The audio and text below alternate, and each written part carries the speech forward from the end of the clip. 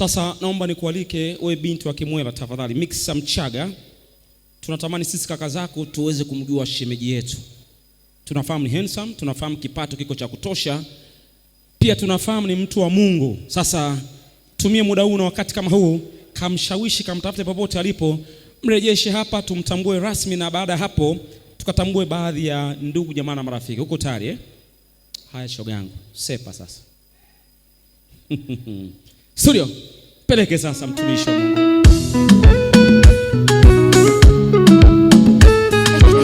Wewe msipa uko wapi bana?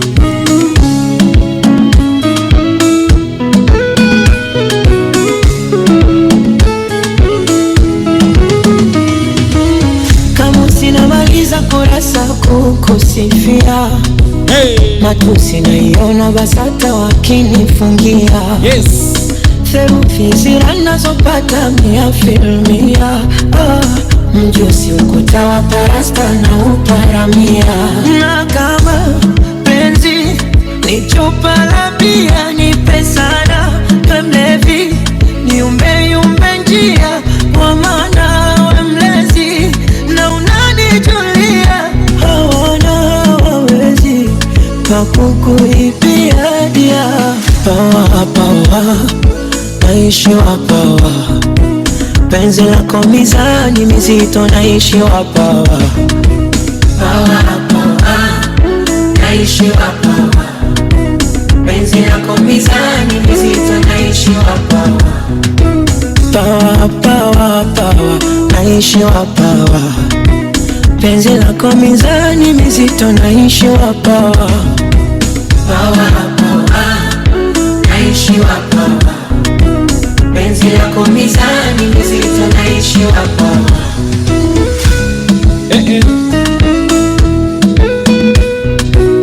Aga studio. Studio. Wamekumbatiana tena. Hebu ongeza makofi na vigelegele kwa kijana smart mtanashati yule. Wafipa mpo? Naomba ulinzi tafadhali. Alete huyo kijana ambaye amemshawishi binti wa watu kukubali kabisa siku moja awe mwili mmoja. Tafadhali studio, tuwalete wapenda nao kwa sababu ni usiku wao. Karibu sana shemeji. Studio Tongazi.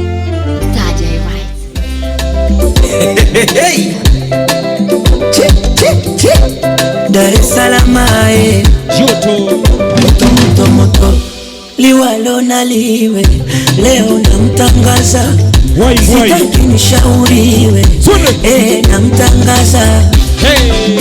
Huyo hapa huyo nampenda, huyo hapa huyo ananipenda. Sijara kwa ndugu yenu, ni mapenzi nayopatiwa. Mwana kanipa kisamvu, kipapatilo nyama ya njiwa. Wafipa vigelegele viko wapi?